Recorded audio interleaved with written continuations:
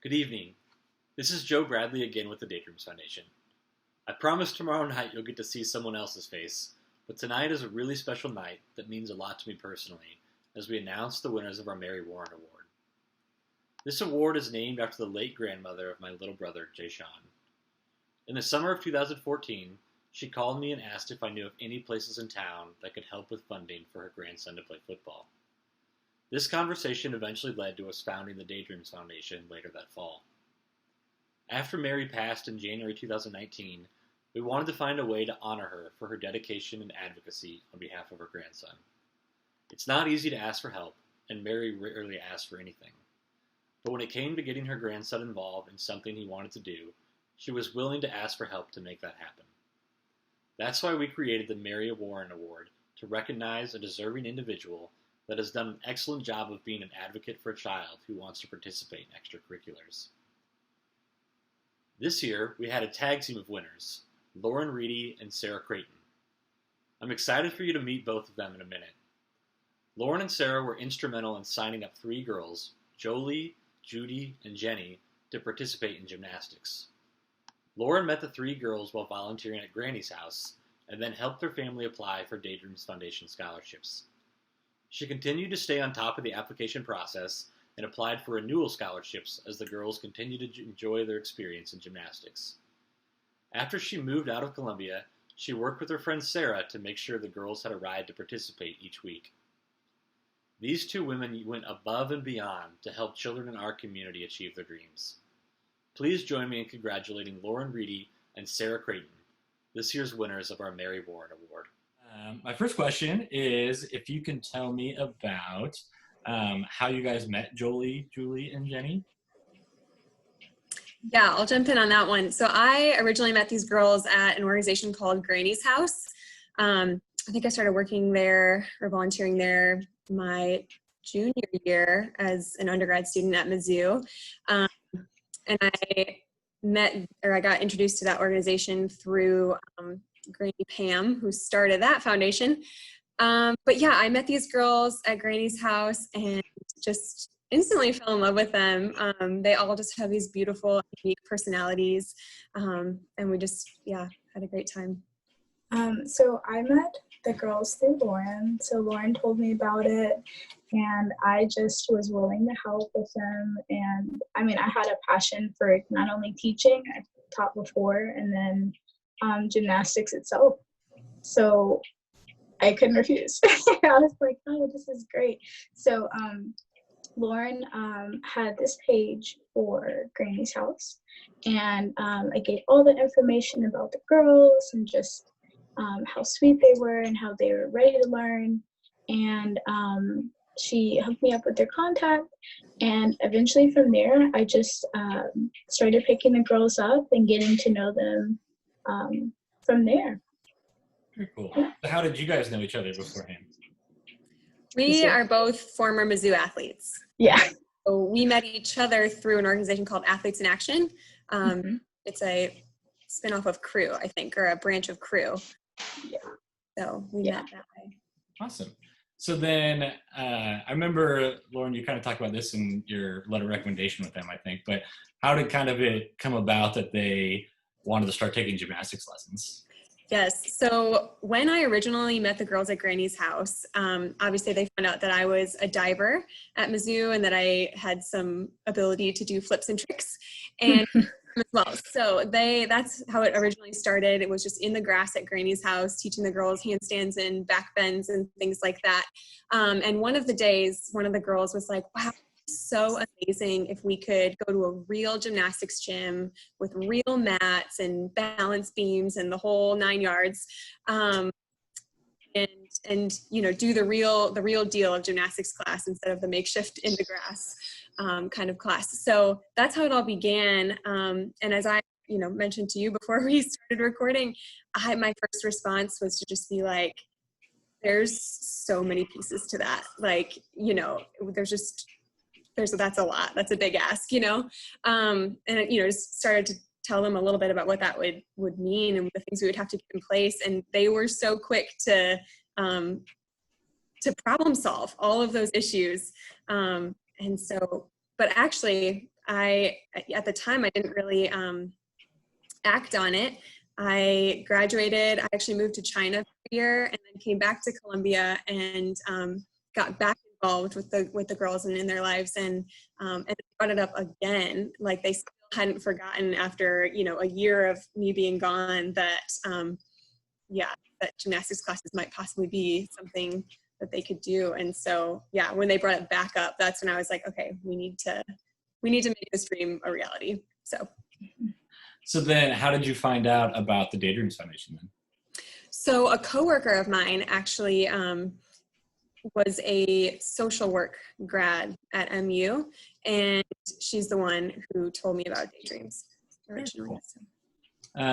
So what kind of knowing their families and stuff, what kind of barriers do you think that they kind of faced in trying to get signed up? So, I mean, funding was a big one for sure.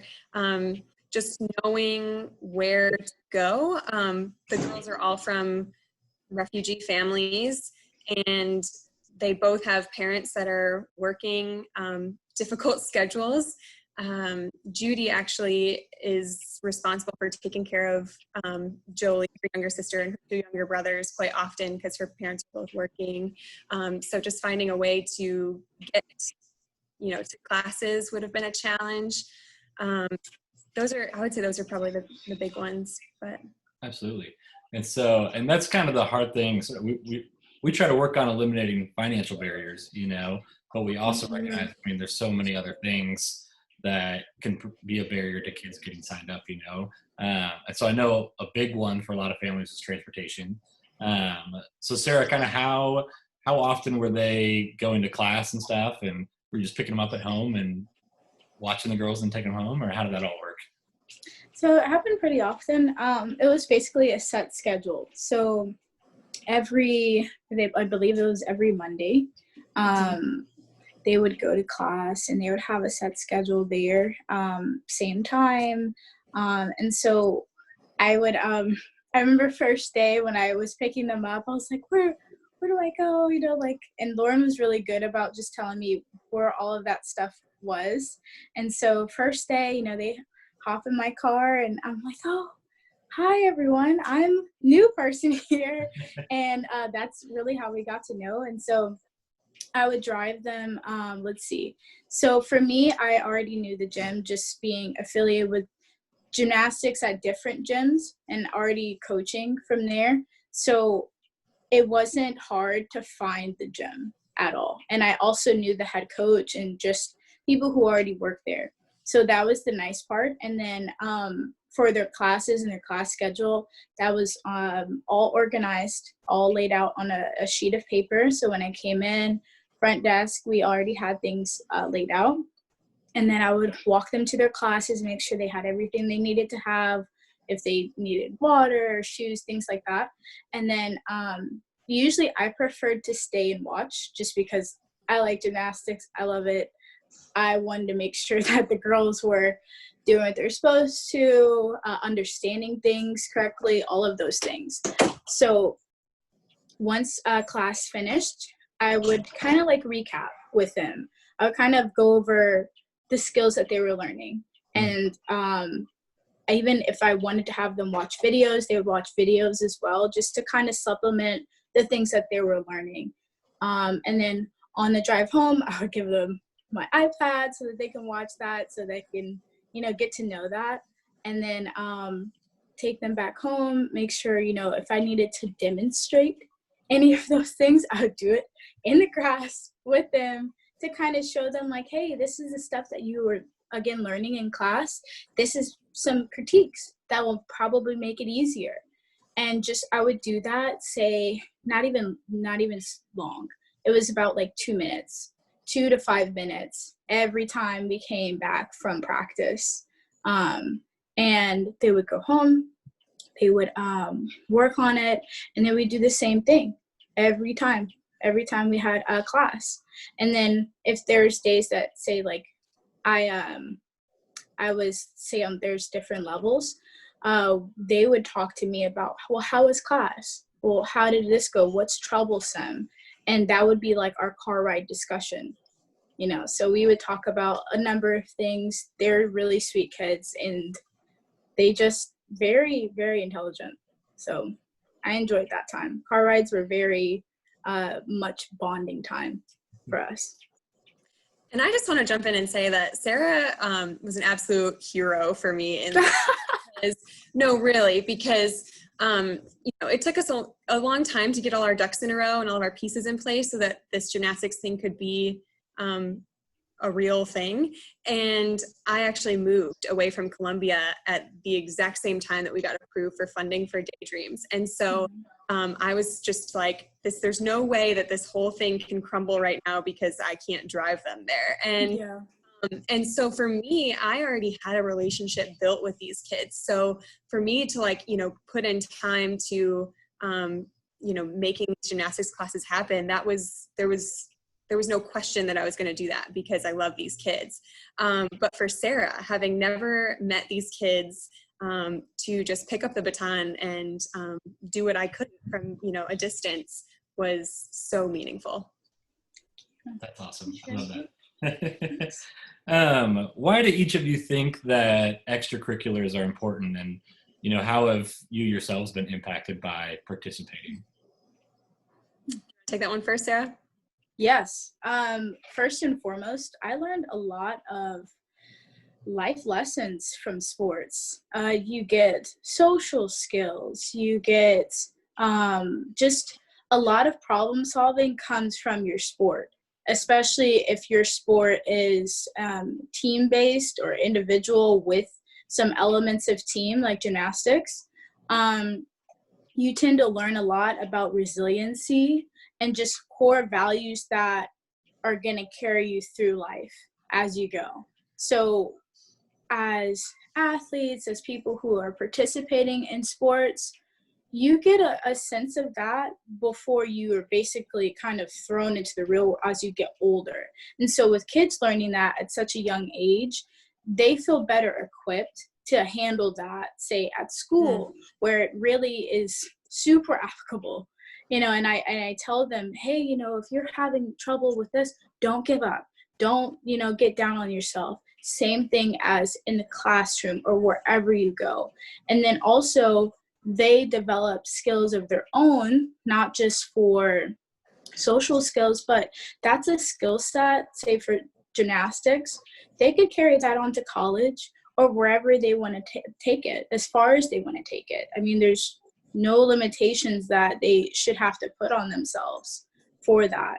And so I really took it upon myself to give them as much as I could within that time, and a little bit afterwards as well, because I knew that this could grow into something much more. And just with the drive that the girls had about wanting to learn and being there, I was like, okay, I can, because that's not teachable. That wasn't teachable. So I really enjoyed that aspect of that, and understanding that, hey, you guys, this doesn't just stop here at the gym. And there's health benefits that you learn. They teach you how to eat right, and grow the muscles that you need. And then your body starts to develop in a way that makes you stronger. So, you're learning all of those habits both before gym, during, and after. So it's very, very important. I encourage a lot of people to put their kids in extracurriculars, whether it be a sport, or for me, I did music and sports. So just becoming an all-around, well-rounded person, you learn a lot from that. So I appreciated being a part of that opportunity for the kids to have extracurricular activities, sports. Very cool. Yeah, I couldn't agree more with everything that you said. And I think it's like sport and extracurricular activities has totally shaped Sarah and I's life, having taken it to like the college level. And so I'm just so indebted to coaches and teammates and just sport in general. And, obviously my parents, things like that for allowing me to participate in those sports. And so, that's had a huge impact on my life and is always something that I want other people to have. And I think particularly in this situation, in this opportunity, there was an added level of or just realizing the power that the girls have within them to, and there's a word for this, I don't know what the word is, but to like make the agency, I think is the word, that they, and like a self-efficacy, that they have power and control to make things that they want happen. And it takes problem solving. It takes, not letting people like me use no as an answer. So, really, I think that was what was so amazing to me, was just to see their perseverance in pursuing this dream, and really just not taking, I was saying, oh, this is going to be hard to make all the pieces come together. And they're like, well, hard, what's hard? We can do this. And that's why they got to do gymnastics, was because they wouldn't take no for an answer. So part of the Daydream's mission, obviously, is to eliminate financial barriers, but we also want to kind of help promote goal setting, academics, teamwork, and respect for others through the participation in the extracurricular. So have you guys seen the girls kind of grow in those areas since they started signing up for gymnastics? I definitely think it helped improve their healthy lifestyles. And so before we were able to get approved for funding for gymnastics, I would take the girls sometimes, if I could, to our diving dryland gym. And I did notice that at first, if there was something that was difficult or that they couldn't get right away, that sometimes they really wanted to push through and figure it out and persevere. But sometimes they were like, can't we just do a different skill or a different, and I don't know, Sarah, like you would probably be able to better answer this, if that changed through doing gymnastics or not, because obviously I was a little hands off once the process started. We would set like our own little personal goals. Like, okay, well, this time when I go to practice, I'm going to focus on my footing. And the smallest of things, like how you turn your foot, say on the beam, because that's really hard. So it's challenging. So having them set, if the goal is too big or they're not having as much success maybe the first time doing it, then I tell them, hey, let's set a more moderate goal.